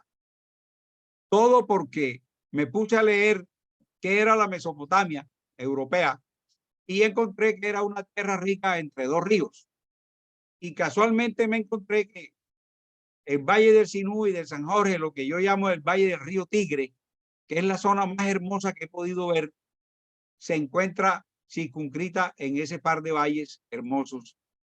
Y eso es lo que ha dado la Palma de Iraca, y eso es lo que ha dado el Romosimano, y eso es lo que ha dado la Mujer Brava del Sinú, y eso fue lo que nos dejaron los indígenas nuestros zenúes, que fueron los primeros ingenieros hidráulicos del cual el mundo civilizado todavía vive de las referencias que ellos hicieron para poder cultivar la tierra. Entonces, con el mapa que veo en la parte de arriba, lo que quiero significar, lástima que el tamaño de la letra no nos va a ayudar, es que Córdoba, desde que es Córdoba, y el Sinú, desde que es el Sinú, esos son los territorios que ustedes ven sombreados a la orilla de los contornos limítrofes, la tierra que hemos perdido. Dicho de otra manera, lastimosamente somos un departamento perdedor en el tema de territorialidad. Ya me referí un poco en el pasado a la Asamblea y con todo el valor de sinuano he denominado que la Asamblea de Córdoba ha hecho un silencio de los inocentes, porque por la Asamblea es donde debe pasar cualquier modificación que un territorio de Córdoba, de su zona fronterizas, tenga alguna modificación. Por allá ven a un señor de un sombrero con una camisa roja. Ese es el suscrito montado en un cerro de 2.800 metros tratando de rehacer los verdaderos límites de Córdoba con Antioquia en la zona de los Córdobas. Para poder llegar allá, tuvimos que pedirle permiso a unos dones, no a unos drones, sino a unos dones, que son los que dominan el territorio y que lastimosamente no usan sombrero volteado, sino que usan sombrero aguadeños. Y en la parte baja quise traer el único hombre que en Córdoba me ha parado bola sobre el reclamo de los territorios que estamos perdiendo, un concejal de Montería, porque alcancé a ilustrarlo y decirle que Montería tiene 33 kilómetros en riesgo de perder territorio con Antioquia y que esos 33 kilómetros de territorio nos dan la posibilidad de perder muchos impuestos territoriales de predial porque el negocio ya está montado. Son grandes haciendas que están en Loma Verde, Guasimal y Pueblo Bujo para evadir impuestos en Córdoba e ir a pagar impuestos a San Pedro de Urabá. Entonces hice un estudio socioeconómico y le demostré que el tema no solamente es de territorialidad, sino que el tema también tiene que pasar por la hacienda pública del municipio de Montería. Sigue, Carlos. Voy a cerrar con un par de transparencias, porque creo que para mí lo más importante no es llenarla a compañeros de una cantidad de información, sino más bien que abramos una discusión, una conversación sana para ver si logramos que Lorica, que Chinú, que San Bernardo del Viento, que Sagún se ponga la camiseta de Córdoba, que Ayapel se ponga la camiseta de Córdoba. ¿Sí? ¿Por qué? Porque en ese recorrido que este servidor ha hecho por todos la zona fronteriza, he encontrado una sociedad dual. De noche viven con los antioqueños y de día le reclaman a los sinuanos. Y por eso traigo, a mi juicio, lo que me ha dado ese recorrer por el territorio. ¿Cuáles son las palabras claves que involucran todo este tema del diferendo? Primero, nuestra gran cultura, como lo decía Daldo al final. Nosotros somos un departamento con identidad cultural, si no acaso una de las mejores identidades de América en cuanto a los indios zenúes. Y una muestra de ello es el sombrero. Y el sombrero surge es en cada región, no por ornato como surgió en Inglaterra o en Francia. He estudiado la ganadería de tal forma que tengo muy claro que un gran sombrero existe en aquella zona que es grandemente ganadera. Y pongo 4 ejemplos. El sombrero cordobés de España es porque ahí las dehesas y los toros de Lidia fueron el epicentro del desarrollo tauromáquico del país. El sombrero del oeste americano, sitio donde se congregó el mayor manejo ganadero de América. El sombrero veracruzano de México, limítrofe con el oeste americano, del cual tuvo su influencia. El sombrero argentino de Iraca, porque la pampa argentina también tiene un gran manejo ganadero en el cono sur. Y el sombrero vuelteado, porque en Córdoba y en el Sinú se originó la mejor raza criolla proveniente de los ganados de Europa. La palabra Sinú invoca cuenca, invoca agua, invoca vida. Nosotros somos anfibios por naturaleza, luego somos unos hombres ricos. Quien tiene agua es un hombre rico y vive en un ambiente sabroso. Hay la palabra colonización, propia de los países y de los departamentos colonizadores, es la construcción de centrales penitenciarias. Miren ustedes que el primer acto de colonización antioqueña en territorio de Córdoba fue por allá en 1902, cuando el general Ospina, que ya conocía esos territorios porque eran muchos los viajes que a lomo de mula había hecho, conociendo y atravesando la serranía San Jerónimo, para por el camino pedrero manejar ganado para satisfacer las necesidades de proteína del pueblo andino. Fue justamente esa colonización la que creó ahí la cárcel penitenciaria de Antadó. Y estudiando más en profundidad, el país más colonizador de Europa es Alemania. Y ese fue justamente el modelo que empleó Alemania para colonizar a Europa. Abrir centros de concentración y abrir cárceles, porque eso atrae familia, atrae conglomeración. Luego, la colonización continúa y el colonialismo paisa en Córdoba se mantiene. Historiografía. Nosotros en estas conversaciones lo que busco es enarbolar en el corazón de cada cordobés sentido de pertenencia. Nosotros lastimosamente estamos rodeados de riqueza, pero somos pobres. A pesar de tener todas las condiciones prácticas para la ganadería y la agricultura. Tenemos un diferendo que está considerado un tema de regionalización. ¿Por qué? Porque ahora, hoy en día, de acuerdo al nuevo ordenamiento territorial, Córdoba está en una situación privilegiada en términos de regionalización. Los chocuanos quieren que hagamos una regionalización pacífica con ellos. Los barranquilleros quieren que hagamos una regionalización caribe con ellos. Y los antioqueños andan cacareando una nueva regionalización con ellos. Eso a mí me deja muy tranquilo, porque cuando yo vivo en un vecindario y todo el mundo quiere ser amigo mío es porque yo soy buena persona, soy buena gente. El contexto, eso era lo que decía mi amigo José Jorge. ¿Qué va a pasar? ¿Cómo nos vamos a ver en el futuro si no somos capaces de manejar con grandeza nuestras riquezas? Me gusta mucho lo que decía el amigo Daldo sobre el sinuano. Y yo diferencio mucho qué es un sinuano y qué es un paisano. Y lo digo de corazón. Yo he trabajado con antioqueños y aprendí a amarlos, pero defino a un hombre sinuano con un hombre de hacha y machete. Y defino a un paisa con un hombre de carriel, peinilla y guaquero por excelencia, o minero. Por allá Edward Alex Carr, un británico historiador, nos daba una lección que me contextualizó con lo que nos pasa hoy. La historia no es una colección de nombres, fechas y acontecimientos. La historia lo explica todo. Nuestras acciones, nuestro saber y nuestras decisiones. Por eso es que cuando hago este conversatorio con los estudiantes, hago alusión explícita a la estrofa 1 y 2 de nuestro himno de Córdoba, que es uno de los himnos más maravillosos que he podido leer de los colombianos. Los pueblos que no luchan no tienen porvenir. Hoy somos responsables de nuestro bien o mal.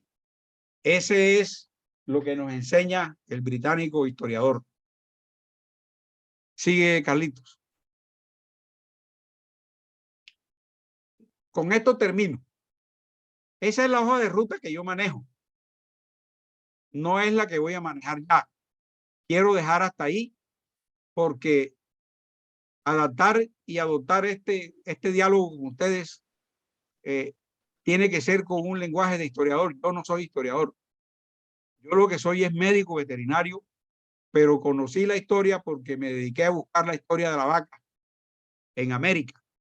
Y por eso es que llego a entender, y bien lo decía Daldo, cómo he entendido yo el proceso de colonización antioqueña desde el punto de vista de que ellos lo que vinieron fue a comercializar carne, mientras que nosotros realmente somos unos criadores de ganado. Alguna vez, cuando yo fui gerente de la Caja Agraria, le pregunté a un campesino rico de Córdoba, don Elías Milane, que todavía vive, uno de los referentes económicos de esta región, que sí que era, que me definiera la palabra ganadero. Y me dijo, ganadero es todo aquel individuo que teniendo una vaca la hace preñar, la hace parir, la ordeña, se toma un café con leche, hace queso, hace mantequilla para alimentar a su familia. Eso no es lo mismo lo que hace un vendedor de carne. En ese caso, Córdoba sirvió para enriquecer la mesa de los andinos. Toda esa gran cantidad de carne que salió de acá por el camino Padrero fue a resolver un problema de necesidad proteica en la zona andina que ya comenzaba a acrecentar una demanda y ellos no eran fuertes en una oferta. Entonces ahí se generó un principio económico universal de oferta y demanda, donde toda esa riqueza de ese ganado que caminó 40 días a pie para Antioquia a resolver problemas de mercado, fue lo que hizo que Montería creciera más que Lorica. Y fue lo que hizo que pasara a provincia y luego a distrito y en forma rápida. Y fue lo que acrecentó el divisionismo entre loriqueros y monterianos. Y ese engrandecimiento económico de Montería indudablemente fue un manejo estratégico de los antioqueños porque sabían cuáles eran las normas y conductas que había que tener en la nueva región para poder acreditarse como departamento. Luego había que crecerla. ¿Y qué mejor manera que comercializando carne? Por eso fue que dejamos rezagado a Lorica y dejamos rezagado a toda otra cantidad de poblaciones que sabemos que eran mucho más grandes que Montería un poco antes de la creación de Montería como capital del departamento. Sería mucho lo que yo tendría que hablar porque me he dedicado toda mi vida a este tema, pero quiero puntualizar 4 cosas para terminar. Les dije que yo soy historiador de la vaca, no del hombre. Y en ese escudriñar me encontré una investigación de la compañera de la Academia Colombiana de Historia, Adelaida Surdix Nájera. Y ella habla del impuesto de sisa, por allá en 1778. Ese era un impuesto que se cobraba en Cartagena de Indias. Y era pagadero este tributo por cada cabeza de ganado que se sacrificara, fuera vaca, cerdo o carne salada inclusive. Esto lo digo por lo siguiente. Cuando Daldo muy bien explica que ya había un desdén, un desmedro y un desinterés por los cartageneros sobre esta región, en mucho antes ya aquí se habían dado cuenta los personajes de la época que ese impuesto de sisa que se cobraba era en Cartagena, pero los ganados iban a pie hasta allá, porque la zona aledaña a Cartagena son unas tierras que no son aptas para la ganadería, razón por la cual las reses a cual se les aplicaba el impuesto de sisa iban de las sabanas de Sucre, de las sabanas de Tolú, de las sabanas de Córdoba. Y ese dinero, óigase bien, por eso me gustó mucho lo que decía el doctor Daldo Ambis, ese dinero tenía una destinación específica y era mantener y construir las murallas de Cartagena para defender a Cartagena como una fortaleza. Y hay una leyenda de Felipe II que decía que él se paraba en el atrio de su edificio por las mañanas para ver si alcanzaba a divisar las murallas de Cartagena, porque les había invertido tanto dinero que él soñaba con algún día desde el balcón de su palacio mirar esa grandeza de esas murallas. Hay un tema político en el fondo. Y ese tema es el que muchos queremos soslayar. Compañeros, yo por eso estoy hablando de geopolítica, no de politiquería. Y les quiero decir algo. En la creación del departamento de Córdoba hay una coincidencia grandísima. Y es que todo gira alrededor de 3 generales de la República. Y termino. El primer general que codició nuestra tierra fue el general Pedro Nelo Pino. Pero el primer general antioqueño él. Pero el primer general que habló del grado de abandono de los urnes de Bolívar fue el general Uribe, antioqueño él. Pero hubo un general que se alió a los 2 generales anteriores para tratar de desmembrar a Lorica y quitarle a Montería con el firme propósito de hacer la capital, que fue el general Prisciliano Cabrales Lora, que fue el que propuso, como lo dijo el amigo Daldo, la división de la provincia entre el Sinú Alto y el Sinú Loriquero. Entonces, mis queridos amigos, yo 24/7 trabajo este tema. No quiero alargarme más porque sería abusar de la paciencia de todos ustedes. Pero sí quiero decirles, ojalá todos los integrantes de nuestra academia entendamos. Las academias, ¿para qué? Los estudios, ¿para qué? ¿Para qué hacemos academia? ¿Para qué estudiamos? Sino para resolver los problemas y las contingencias que nos presenta el día a día en estas dificultades territoriales que hoy en día estamos manejando. Miren que, qué curioso, que si el general Uribe, luego que se terminó la guerra de los 1000 días, habló de la creación del Departamento del Sur de Bolívar, el compañero Gustavo Petro de Montería, Córdoba, lo primero que dijo unos días posesionado fue que le gustaría revivir la creación del Departamento del Sur de Bolívar. Él sabe por qué lo dijo y yo históricamente creo encontrarle algunas explicaciones a ese tema. No quiero cansarlos más, quiero de verdad darle mis infinitas gracias al doctor Daldo, al doctor Jorge, y yo sé que vamos a cerrar este conversatorio con las palabras sí reales de lo que puede pasar y lo que viene pasando en términos jurídicos con nuestro departamento. Doctor William, los micrófonos son suyos. Te emocionaste, Beto, te emocionaste. Maestro Anaya. Roberto Yance, ¿quiere decir algo? Sí, vamos a terminar con el doctor William porque me había dicho que tiene una actividad pendiente y luego vamos a abrir el conversatorio todo el tiempo que usted quiera, mi querido doctor Roberto.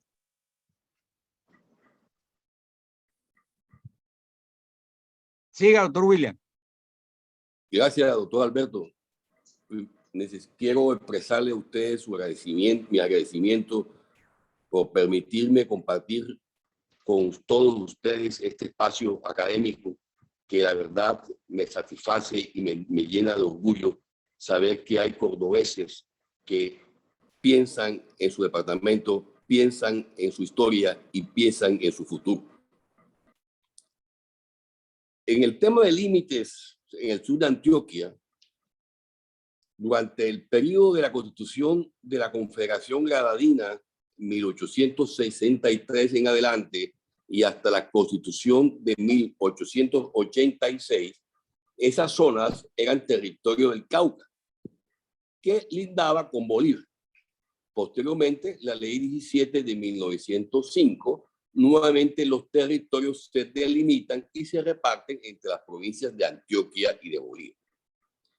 En 1906 se presentó el primer reclamo de las autoridades antioqueñas al departamento de Bolívar. Quedó documentado en una carta enviada por el alcalde de turno de la época al alcalde de Puerto Escondido. Ahí se referían a los límites norte.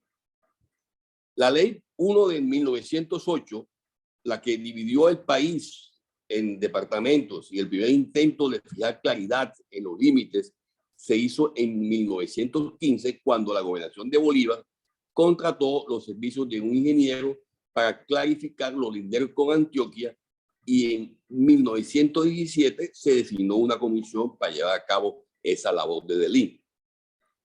Con base en la ley 62 de 1939, en su artículo, en el año 1947 se integró nuevamente otra comisión para demarcar los límites en cuestión, que a la postre lo hicieron los doctores Alfredo Koch Arango por Antioquia y Remberto Burgos Puche por Córdoba. Con lo anterior, queremos resaltar que es claro que desde la creación del departamento se viene cargando el lastre de no tener unos puntos que nos permitan en forma diáfana saber a ciencia cierta cuáles son nuestros límites exactos con el departamento de Antioquia. La ley 1447 del 2011 otorga los mecanismos para realizar los deslindes entre las entidades territoriales que tengan controversia, tal como sucede en este momento con nuestro departamento y el Antioquia. En el año 97, el IGAC produjo una resolución, la 537, donde ordena del 6 de julio de 2014, donde ordena la realización de la diligencia de deslinde y se designa un funcionario que presidirá la comisión y adopten las medidas necesarias para realizar ese deslinde entre los departamentos de Córdoba y Antioquia. Con base en los considerandos esbozados en los numerales precedentes, el 24 de noviembre de 2014 se instaló la comisión de deslinde entre los departamentos de Córdoba y Antioquia para dar inicio al procedimiento establecido y resolver el asunto de fondo.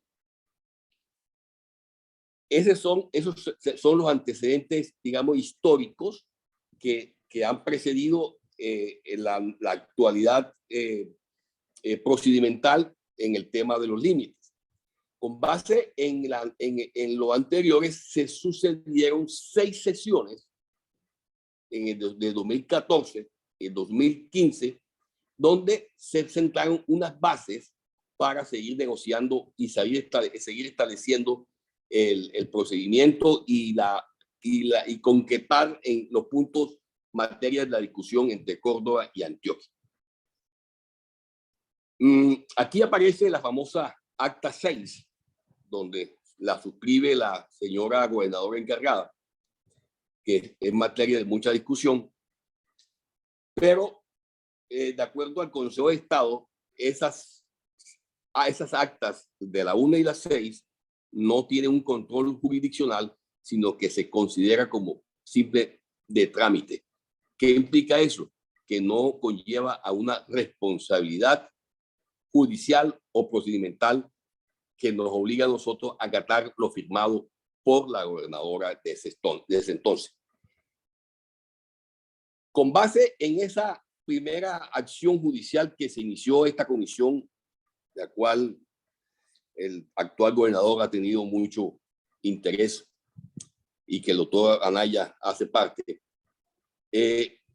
presentamos la nulidad de esas acciones, de esas sesiones, de esas actas, pero con la consecuencia de lo que acabo de explicarles, que el Consejo de Estado dio no, eso no es materia de control judicial, son actos de mero trámite y no comprometen los firmantes ni las entidades por las cuales ellos intervinieron. La verdad es que Córdoba ha sido muy pasiva desde hace mucho tiempo con este tema de los límites de Antioquia, con Antioquia sobre todo. Alguien comentó hace un rato de que había estudiado el mapa de Córdoba con las 2 protuberancias. Yo pienso que yo también alcancé a estudiar ese mapa. Esa modificación de ese mapa desapareció en la historia de los cordobeses sin que nadie pidiese una explicación, ni nadie preguntó por qué, sino simplemente de un día para otro desapareció. En el año 1960, se suscribe en Montería, el 27 de diciembre, un acuerdo entre los gobernadores de Córdoba, que era el doctor Humberto Burgos, y en representación de Antioquia, el doctor Alfredo Koch Arango, donde ellos proceden a hacer una claridad sobre los límites sur de Antioquia con Córdoba de una manera amigable, de una manera cordial, y establecen que se determinaría por una línea recta desde el Alto de Carrizal hasta la cresta de la serranía de Ayapel. Con esa línea recta, ahí es cuando se pierde históricamente las 2 protuberancias. Si hay línea recta en el sur, obviamente las protuberancias desaparecen, no tiene razón de ser. y sigue la historia caminando, cabalgando en su error histórico y procedimental. ¿Qué se hizo en esta nueva etapa de las negociaciones con Antioquia? Se presentó una demanda de nulidad simple contra los actos constitutivos de ese convenio entre Córdoba y Antioquia del año 60. Eso implica el acta suscrita y los decretos reglamentarios expedidos tanto por Córdoba y por Antioquia, donde acogían el acuerdo de Montería, como se llamó. Esa demanda de nulidad simple se da por una sencilla razón. Existe indudablemente una falta de competencia absoluta entre los gobernadores para determinar linderos en su departamento. Esa competencia es exclusiva del Congreso de la República.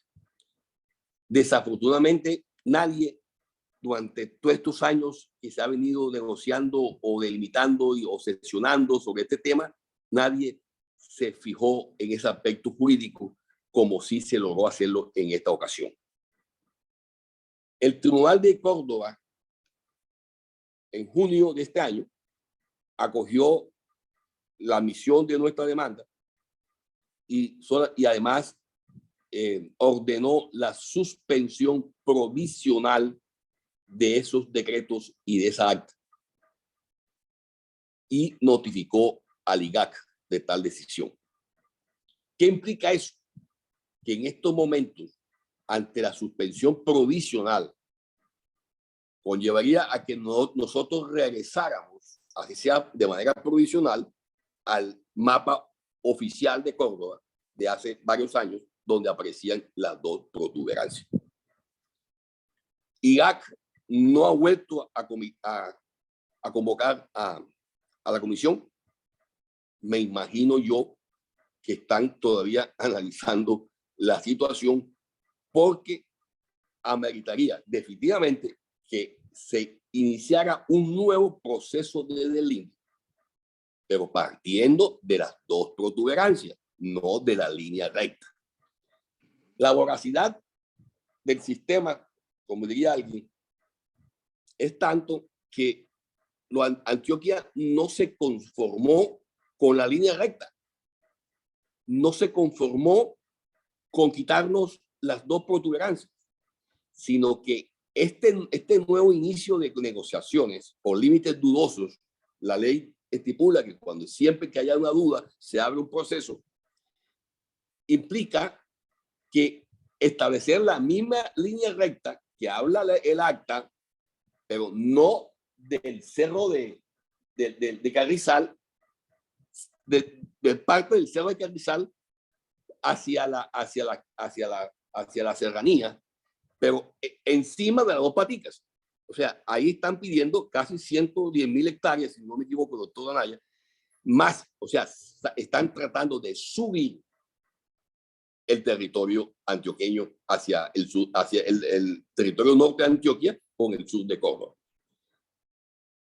En estos momentos estamos pues en la espera de que el tribunal defina en forma definitiva la nulidad de esos decretos y de esa acta, que yo tengo casi que, aunque en derecho no hay nada cierto, pero yo pienso que hay altas probabilidades, porque eso está demostrado y es tan simple de que un gobernador no puede delimitar su territorio, así sea en consenso con el departamento vecino. Es una competencia funcional de los gobernadores. Esa competencia se la da la Constitución Nacional y está previamente establecido los numerales de sus facultades. Yo solicité también, es que el problema es mayor, pues alguien comentó que el problema es económico. La protuberancia derecha, mirando el mapa de frente, llega a cercena parte del municipio de Ituango. Bastante. De hecho, en la página la página web del municipio de Ituango hablan sobre ese tema, sobre ese litigio que está pendiente. Entonces, hay un tema mucho más económico que implicaría que esas regalías que URRA le transfiere al municipio de Ituango sean de nosotros, o por lo menos se le merma bastante en ese tema. Yo hice un ejercicio, la verdad que más que ejercicio que posición jurídica, le solicité a URRA que provisionalmente suspendiera la transferencia de regalías a Ituango, al municipio pues, de Ituango, mientras se definiera la territorialidad del municipio. Obviamente ellos me contestaron pues que mientras no había decisión judicial no pudieran hacer. Pero no importa, yo lo hice como un ejercicio porque Córdoba merece su defensa. Córdoba merece que la parte económica no le sea desmembrada en beneficio de los intereses de otro departamento. De todo es conocido de que el tema de ese sur de Córdoba está lleno de minería, está lleno de metales preciosos, y eso es lo que están buscando definitivamente. También se presentó ante el Consejo de Estado, no está admitida todavía, una demanda de nulidad contra el mapa oficial de Antioquia. El IGAC profirió el mapa oficial de Antioquia en el año 2017 a raíz del tema limítrofe con el Chocó. Entonces, yo presenté una demanda de nulidad contra ese mapa oficial. Ya está establecido que esos mapas oficiales se consideran actos administrativos que pueden ser demandados. De hecho, Antioquia tiene demandado al mapa del Chocó. Entonces, replicando un poco lo que ellos le hicieron al Chocó o le están haciendo al Chocó, porque esa demanda no ha finalizado, yo les presenté la demanda de nulidad del mapa basado en un solo hecho, de que esos límites están basados en unas actas y en unos decretos que son abiertamente ilegales. En eso estamos, esperamos que sea admitida, pero lo más importante para mostrar es que pensamos pues que en los próximos meses podamos tener una sentencia favorable que decrete la nulidad de los actos administrativos del año 60. Como algo curioso, cuando se suspende provisionalmente los actos, el departamento de Antioquia no apeló la decisión. O sea que la suspensión provisional quedó en firme. No sé si les pasó al abogado, en fin, no sé, no la apeló, entonces está en firme. Contestaron la demanda, una contestación muy formal, sin nada de fondo, porque es que no tiene nada que decir. El gobernador de Córdoba y de Antioquia no son competentes para delimitar, ni establecer límites, ni de comprometer territorio así sea de consenso con el otro departamento. Eso sería la cosa más absurda del mundo y te puedes imaginar tú todo lo que puede pasar. Eso es algo que resulta evidentemente a todas luces irregular e ilegal. El juicio histórico de lo que sucedió en los años 60, pues ya alguien lo hará, pero definitivamente Córdoba en ese año perdió casi como 80.000 hectáreas con las dos protuberancias. Y perdió mucho más, porque perdió la oportunidad de tener más regalías con URRA, porque y el municipio de Ituango queda bastante afectado. Perdió y facilitó que ahora mismo están queriendo más territorio. El doctor Orlando Benítez, tal como lo dijo el doctor Anaya, ha sido muy categórico. Córdoba no quiere 1 milímetro, pero tampoco va a perder otro milímetro de tierra. Entonces, estamos convencidos de que con esta comisión integrada por el gobernador, pues estamos trabajando en la defensa de nuestro departamento. Porque la decisión es de todos defender al departamento. A todos estamos y debemos estar comprometidos en la defensa de nuestro territorio. ¿Alguna pregunta con mayor gusto? De todas maneras, quiero terminar nuevamente ratificando mis agradecimientos por estar en esta sesión de la historia de Córdoba, con personas muy capacitadas y muy entendidas en el tema. Y para mí, de verdad que sí, que ha sido muy satisfactorio y un honor estar con ustedes. Muchas gracias por la invitación y estoy presto a cualquier aclaración o adición a lo aquí pretendido. Muy amable y gracias. Gracias, doctor William. Yo le quisiera pedir un favor al doctor José Jorge, que fue uno de los gestores de esta idea, que por